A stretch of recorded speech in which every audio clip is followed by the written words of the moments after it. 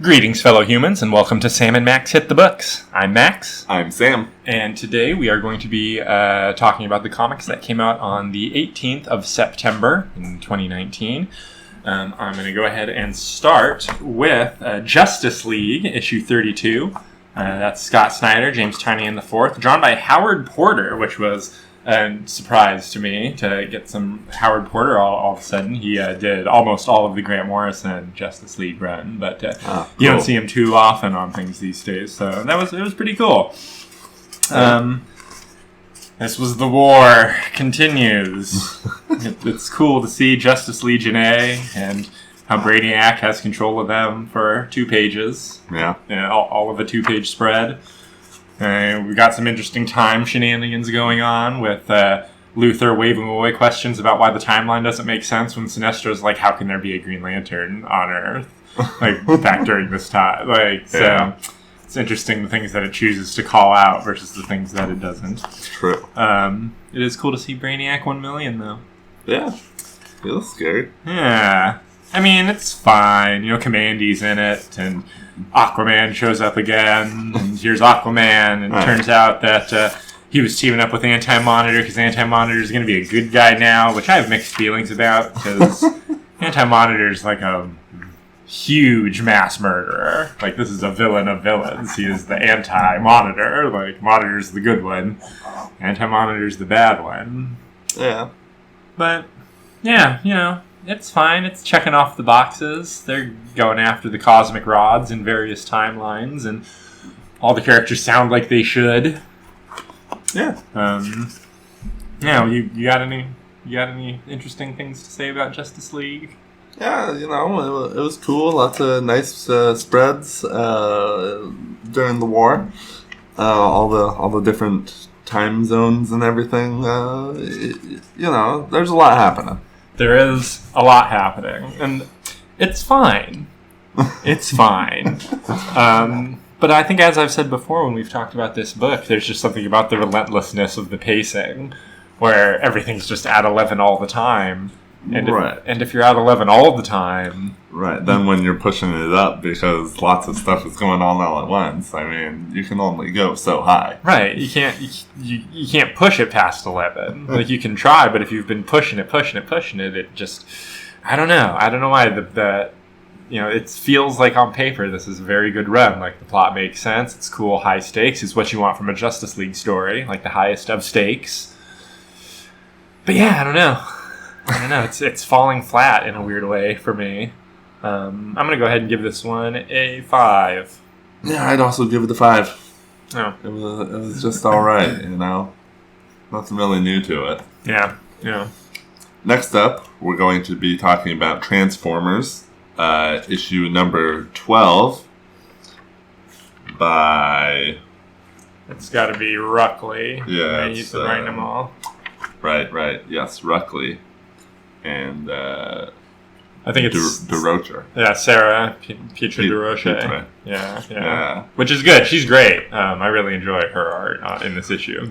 Yeah, and this was a little bit of a different issue. This is the first issue in this run so far that hasn't taken place on Cybertron with Bumblebee and all of the internal politics that's going on there. Although there is still plenty of internal politics happening. Right, definitely, but it's not the same internal politics. Yeah.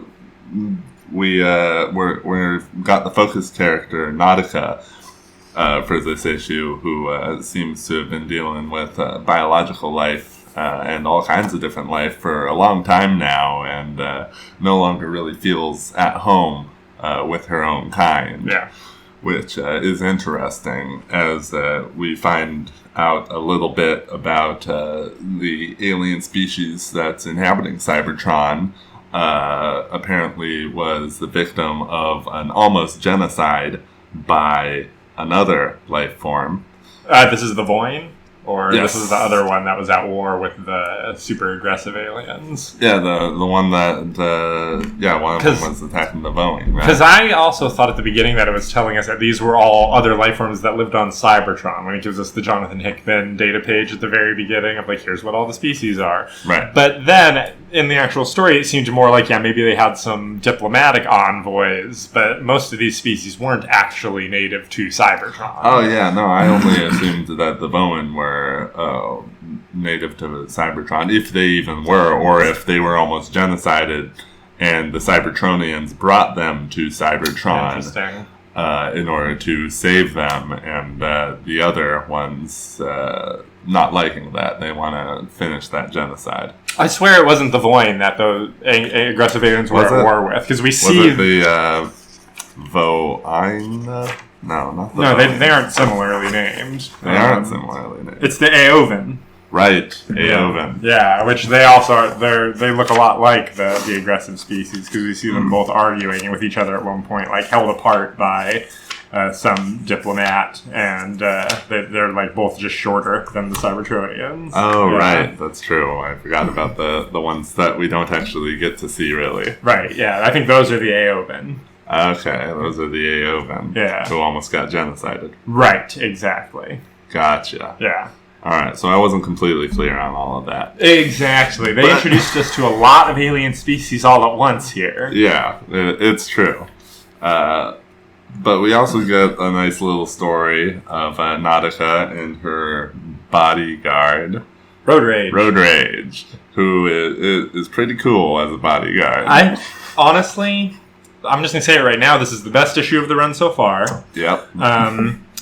These characters are finally some interesting characters that have things to say that are just stand out. Right, they're just things to say, like about themselves and about where they are, and they're talking about the situations they're in, and it's not this like wishy-washy Bumblebee, like being sort of depressed about things, or this new Cybertronian having to be taught everything. Right. This is what this book should have been from day one, which is cool intrigue, weird aliens, and sci-fi. And Cybertronians that have weird character quirks. Right, making them, individuals. Yeah, absolutely. It's great to have some individualism in the comic. Since these characters are characters that don't show up as much in the fiction, like Nautica was invented for the IDW comics pretty recently, I feel like Ruckley maybe has more freedom with his characterization for these characters versus when he has to write Optimus Prime or Bumblebee or Megatron, and there's like big shoes to fill there, and these characters have established voices, whereas he can kind of play a little more fast and loose with Nautica and Road Rage, who I was, Right, no, it's much better. And it's interesting, maybe it's on me, but I assumed Road Rage was a guy the whole time, but then near the end it specifies that Road Rage is a woman. And I feel like Road Rage is, maybe in the other fiction or in some other version, but either way. It's the art. I mean, and they're Transformers at the end of the day. Right. Obviously Nautica is drawn to be a woman. Right. But, I mean, I could see both of them going either way. It doesn't matter. Yeah, Road Rage just seems armored up.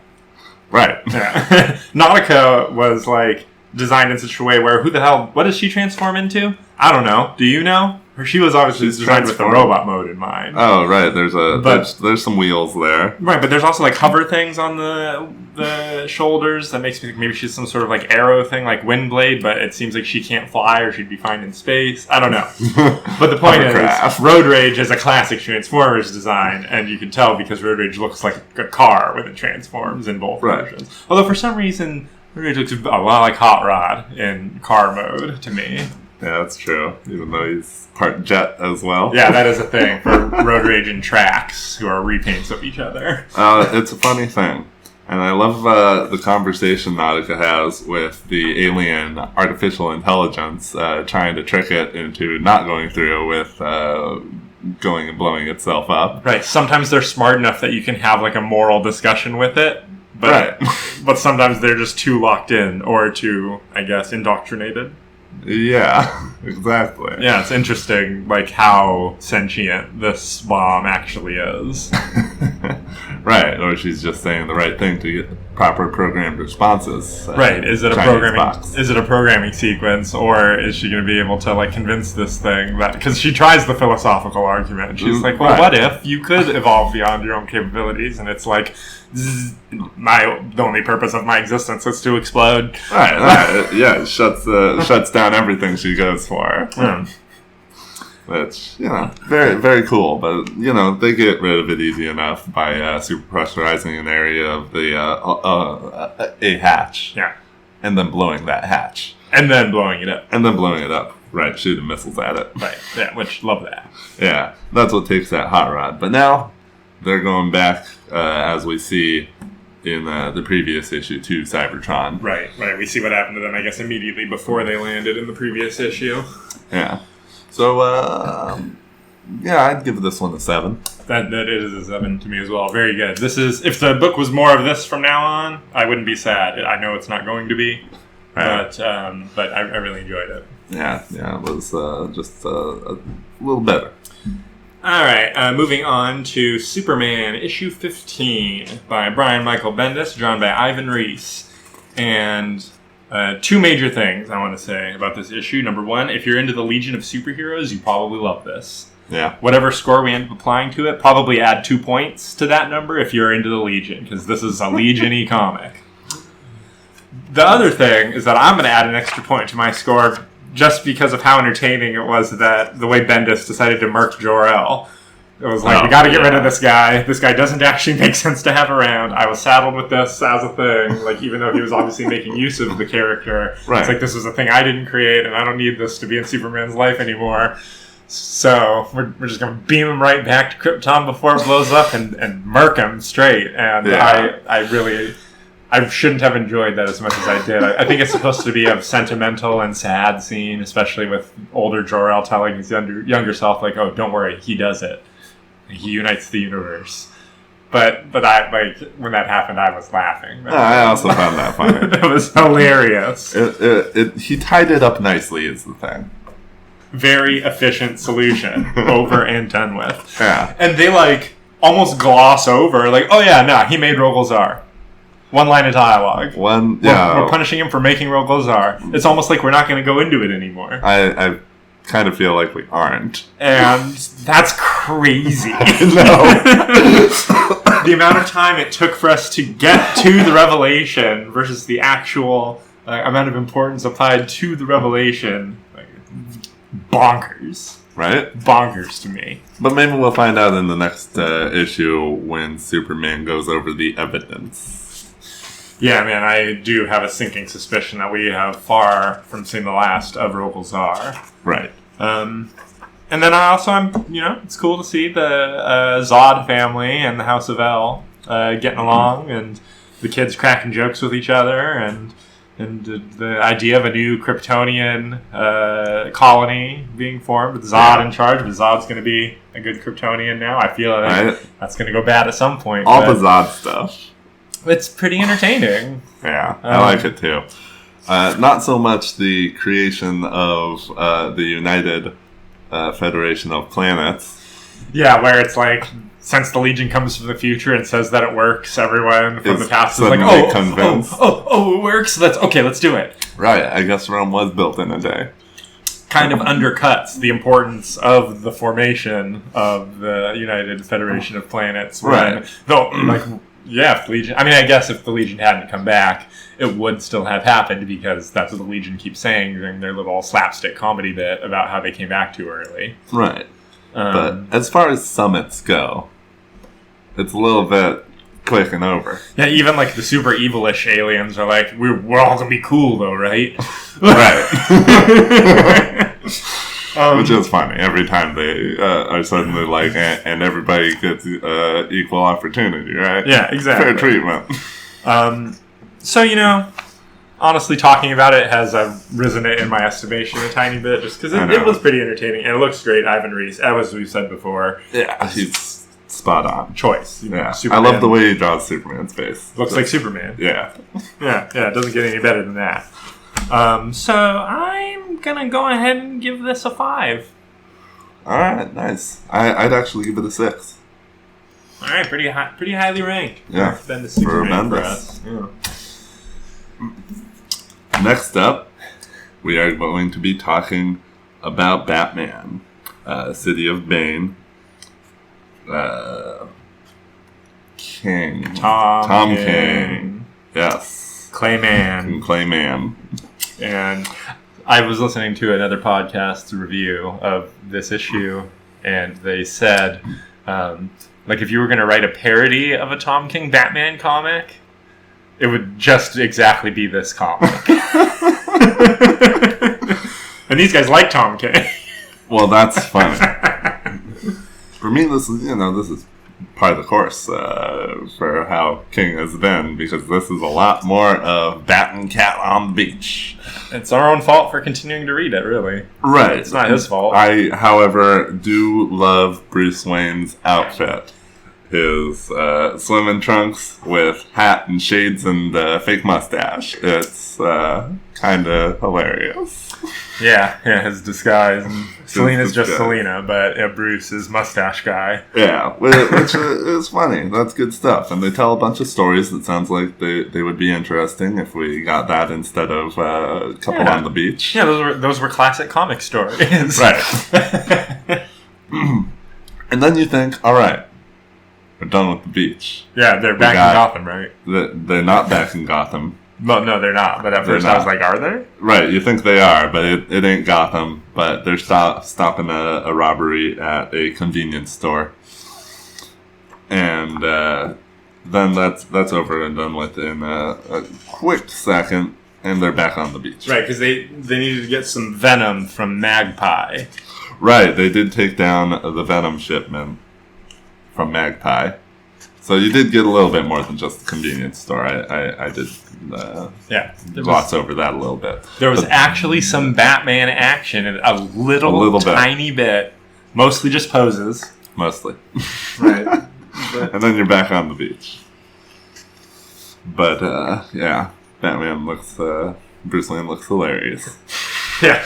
It's like if The Rock was playing Tom Selleck in Miami Vice. Like, just busting out of his clothes. Right there, yes. Exactly. Overall, not the best comic. I'm a little bit bored of Bat and Cat. And putting them on the beach, having a grand vacation, doesn't make me any more enthusiastic about the whole Bat-Cat thing. So I give it a 2. I give it a 2 because Clayman is a very good artist. Yeah, it's true. Yeah. I give it a 2 because, the art and Bruce Wayne in his get-up. Bruce Wayne's outfit is worth extra points. It is. All right, moving on to issue 9 of Guardians of the Galaxy by Johnny Cates and Corey Smith. We get a little bit of the brainwashing vision that the Universal Church of Truth is using to turn people into its slaves, but for whatever reason, it doesn't work on Peter. It's not real clear why it doesn't work on Peter. Totally not clear. It just doesn't. No. And then Peter has to fight Cosmo, the space dog. No, he doesn't. Oh, yeah, he doesn't, actually, does he? Cosmo takes him down instantly. Yeah, just like that. Yet.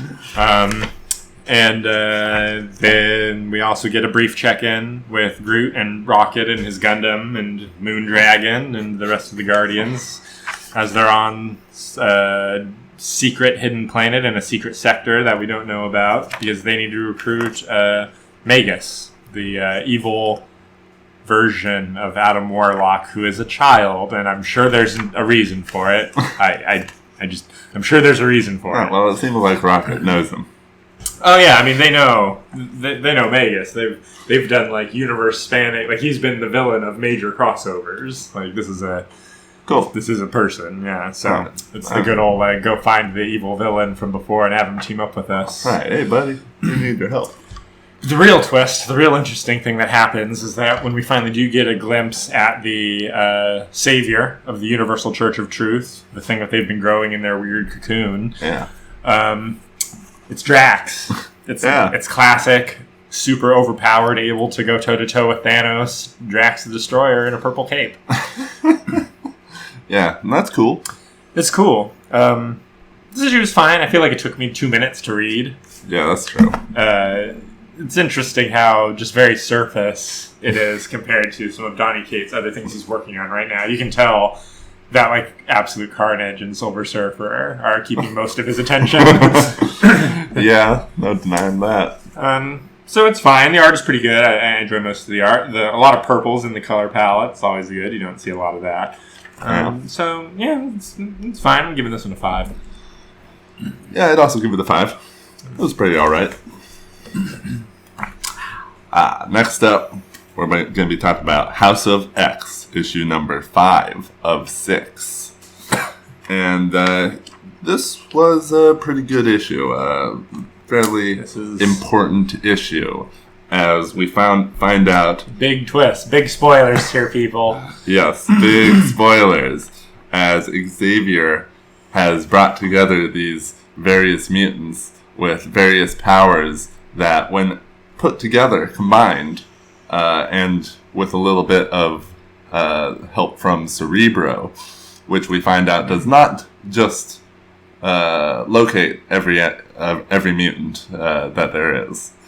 It also downloads and stores a copy of their consciousness every week.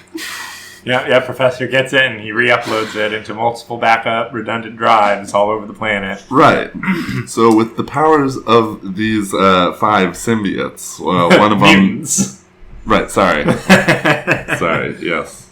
Mutants. I'm excited to talk about it too. We'll get there.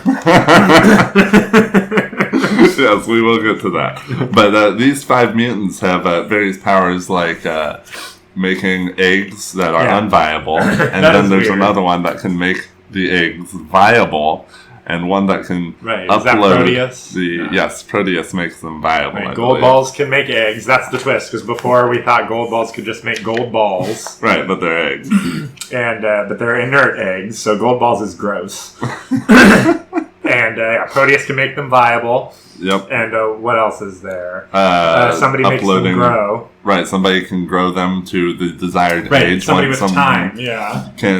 Somebody can upload that consciousness from the Cerebro databanks into the new life form. Who's uploading the data strain from Mr. Sinister's archives? I'm not sure. Oh yeah, Hope is just injecting it. Right. So you can tell it's from his because it's got a little diamond on the syringe. Nice. And the last one transfers over the mutant abilities. Yeah, Professor. Oh, well, wait. Isn't that right? No, the preserved DNA is in the syringe, and then Elixir is able to create cellular replication to allow the egg to actually start developing. Right. And then the time one, Eva Bell, is able to accelerate the aging of the clone. Grow them. And then Hope is just there to link everybody together because she helps the mutants all work together, and Professor X does the brain scan upload. Gotcha. Well, that's good because we find out that even though it wasn't technically clones that died in the mission that we read about in the previous issue. It was the original X-Men dying, 100%. Right, it actually was them dying. It's okay because they clone them all here. Yep. You know, Scott comes out first, and they ask him a question, make sure it's him. They have like a ceremony about it. They're like, he's not just Scott Summers, Cyclops. He is also, and everybody cheers, mutant. And so we see the scope of what Professor X intends to do with this whole thing, which is that eventually the hope is that they can actually bring back to life almost all of the mutants who've ever been killed. Right. He just needs the help of more telepaths who can learn to use Cerebro as he does. Right. Which, that's a cool thing, too. Yeah. Big stuff. Big, heady stuff. Yeah, stuff's really going on. Lots of Xavier in this issue, which I like very much. I like him. I liked the list of nations that weren't going to be creating treaties with the mutants, which is a bunch of human nations that want to be dicks, and Wakanda doesn't need their shit. Right. And the ones around it, Wakanda, use Wakanda. Right. And then the nice reveal at the end that Apocalypse has come to Krakoa. To join mutant kind in this brave new world, and it's kind of a cool moment. It is kind of like the big twist, the end page with Professor X shaking Apocalypse's hand. It's crazy how well this book has set up everything so that this happens and you don't immediately think, oh shit, like something bad is happening. Oh, Professor X is doing some evil plan. You really do think like, oh wow, right? Or Apocalypse is going to betray him. You really don't feel like any of that. But Apocalypse is very sincere about how he's like, no, this is all I've ever wanted. Obviously, of course, I'll join you. Right? No, like, it's of course, great. we'll submit to your laws. I could not be more proud. As he like reaches out to cradle Wolverine's head in his hand. What an asshole! My God. Yeah. So. Yeah. No, I give this a 9. I'm giving it a 9. So good. Yeah, so good. It's just the best. All right. Next, we're going to talk about the 3rd issue of Superman's Pal, Jimmy Olsen, by Matt Fraction, drawn by Steve Lieber. Really, it's like 10 Jimmy Olsen comics. It's like 10 little 3-page stories, and they are fairly entertaining. The Luthor one, I loved. The Luthor one was my favorite as well. Right. One, I love that Matt Fraction is bringing back Miss Tessmacher, Luthor's blonde assistant, who I think was created for the animated series, maybe, or maybe she's from the John Byrne Superman and was just in the animated series a lot. But you remember, either way, Lex had his like blonde assistant who was dressed, I think, in like a driving thing most of the time. Oh, yeah. And, yeah, his valet, exactly. And he gets a mystery box, and he just has no time for that shit. And I love this Luthor. Like, just having this Luthor in my head at the same time as the Scott Snyder Luthor, who is also doing, like, oh, an ancient family mystery. I found an artifact from my mother. That's all I'm going to destroy all of reality. And this Luthor's like, oh, look at this monocle. I'm going to make a little pun to myself since no one else is in the room to hear me say it. Right. And finishing with just, like, I hate mysteries after finding this time capsule that the other Luthor left him. I mean, that's great. Yeah, not the good kind of time capsule, the boring kind. Yeah. We get a little backstory of why Jimmy's turtle mission went down the way it did. Yes, a little bit. 2 pages of the Porcadillo, I guess, rendering Jimmy's lawyer inert so that he can't assist Jimmy later. I'm sure that'll come up. Yeah, that was the weirdest one. All right, but let's talk about Doc Mantell's final theorem. Yeah. Which ends with... Okay, so this doctor's in like a microspace thing with Jimmy because they're experimenting with some sort of like micro black hole technology. Right, they're between the flapping wing, in the space between a hummingbird's wings. Right. And Lois and Clark are there, like full size, just observing the experiment. Yeah. And the doctor gets like sucked into the black hole thing. And he's gone. And he's gone, and Jimmy gets busted out, and then like the last panel... They're walking down the street, and Jimmy's looking horrified, and Lois and Clark are just doing shtick, cracking jokes. Right? Right. Guess you could say that Dr. Mantell's idea about capturing black holes really sucked, says Superman. As there's like the cloudy head of the Doctor behind them in the clouds with the birds spelling out his name. It's so weird. It is so weird. This is such a weird book. It's very entertaining, though. The bit with Metamorpho and Jimmy's decoy body that's just been assassinated is hilarious. Yeah, that's really good. Jimmy's an asshole to the gravedigger in the longest story, 5 whole pages. 5 whole pages, and he walks up with the guy's shovel. He takes the guy's shovel as he decides to become a irresponsible blogger, Timmy Olsen. This book just keeps hitting, and it never sticks with anything long enough to get boring. Yeah.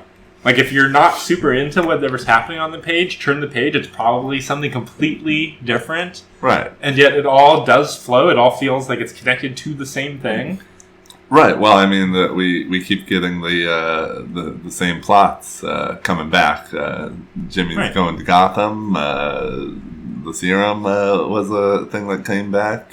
Somebody assassinating Jimmy is a thing. The whole Luthor thing. I mean, it's all tied together. Right. It's interesting how it's like coming at the main story from every angle except a direct one. Right. I'm sure that makes it fun. Like, I'm almost sure that we will see Dr. Mantell pop out of a black hole at some opportune time in a future issue. Oh, almost certainly. So very entertaining, very weird stuff. It's just not like anything else coming out right now. That's true. It's very unique. I'm giving it a 7. I'd also give it a 7.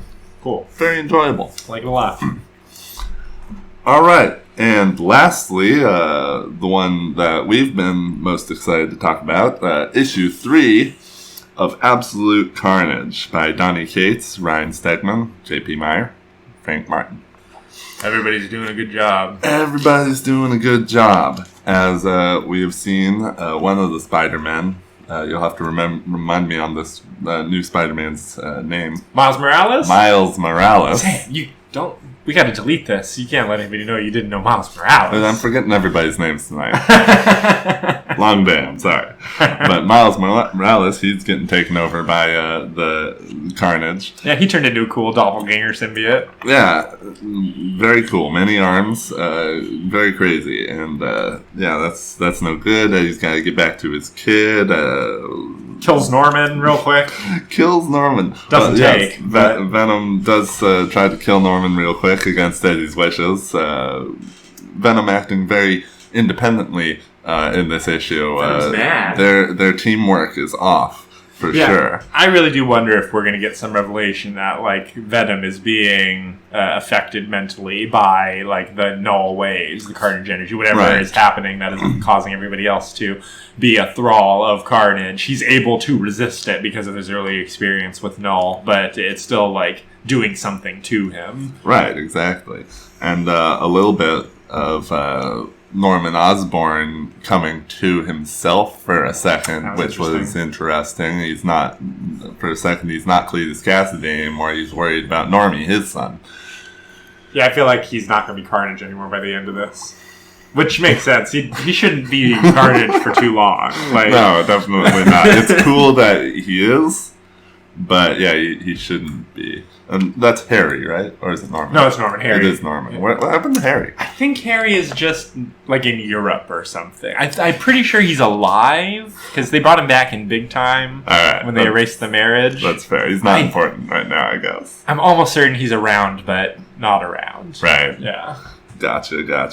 Yeah, but Norman for sure. Yeah. Luckily, Venom gets to, he totally saves Scorpion. Who may be crippled now. Who may be a cripple, yes. May be paraplegic. And takes him back to the Maker's place to get Maker's help, but Maker's not in charge anymore, as we saw in the previous issue, that, he's the new hybrid. But luckily, we have Captain America and Wolverine and The Thing and Bruce Banner and Spider-Man all there looking after his kid. And they've already put Normie through the machine. They already put Normie through the machine, so it's unlikely. I'm not going to actually say that. It's not unlikely that Normie will still die at some point. Nah, Normie's going to live. And if he shows up again, it'll be only to be part of whatever causes Norman to fully come back to being Norman. Yeah. That's got to be why he's so heavily featured in all this. Unless Norman comes back to being Norman after seeing Carnage kill Normie. I mean, he's Carnage. I guess that's true. I feel like they won't kill Normie. Like, we'll see, though. You may be right. Yeah, maybe. I can't wait for the next issue of Venom when we find out why Sleeper's a cat now. Do you think he's actually on a cat, or he's just assumed a cat form? I think he's probably just assumed a cat form, because I think he's hiding from, the others, Captain America and his ilk. They can tell that ain't a cat. He's just standing there. He's very hiding. Good point. He's talking to Venom out loud. Okay, that's a very good point. I'm gonna go ahead and say I bet in the next issue of Venom he ends up on a street cat. He needs to have some sort of body around him that is not like a body that needs to talk. Yeah, that's true. Maybe he has just taken over a cat now that he doesn't have his Kree. Hey, answer me this question. How'd Carnage get there? I have no clue, because he's Eddie. And he wasn't Eddie on the previous pages for sure. No, he wasn't. Because they talk about how Bruce Banner is the Hulk during those conversations. So it's not like... And so... Right, and Eddie's not assuming in normal clothes is the thing, but then he is assuming normal clothes. And is it possible that Mac was actually Carnage, and Eddie brought him back with them accidentally? That's the only thing I can figure, other than it's just, Carnage snuck in when nobody was looking. I'm not sure. That's the thing. That's the only thing. But when Carnage does come out, My God, is that an awesome page? Yeah, I like it when Ryan, obviously, I think he designed this look, so he's going to remember to really emphasize the weird, rib cage nature. Yeah, the spine just disappearing into the blackness of the rib cage. Right, and the rib cage itself looking like a giant mouth. Yeah. Mean, God damn, that is horrifying. Yeah, it's great. I really like it. And then right, and then the conflict between Eddie and Venom, it escalates to the point where, in order to do what needs to be done, Venom jumps off of Eddie and assumes the most powerful. Well, it assumes the scientist form, which is confusing to Carnage because he's just like, I'll kill this guy. Who was that guy anyway? Right, that's true.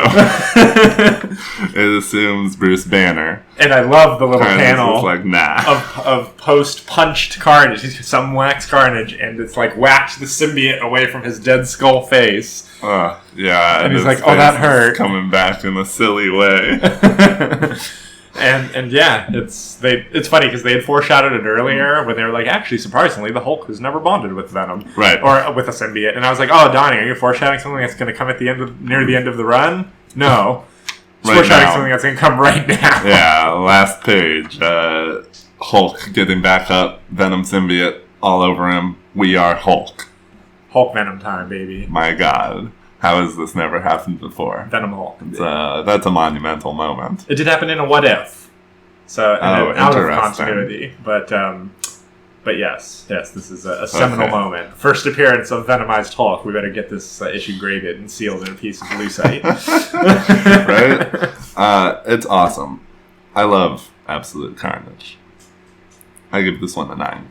I'm gonna give it an 8. I got a docker point for the clarity of Cletus being in there. That is fair. And I didn't like it quite as much as House of X. Yeah, that's fair. I didn't like it quite as much as of House of X as either. It's a 9 and a 9.1. Right. Yeah. House of X, it's so good. But this also so good. I can't rate either lower than a 9. Yeah. 2 more issues of Absolute Carnage, and then, it's really been living up to the hype. Yeah, exactly. All right, everybody. Well, that is going to do it for us this week. Pretty solid week overall, I'd say. Thanks for hanging with us this time, and we will be back with even more comic reviews in the very near future. Oh, yeah. And if you got a date in Constantinople, she'll be waiting in Istanbul.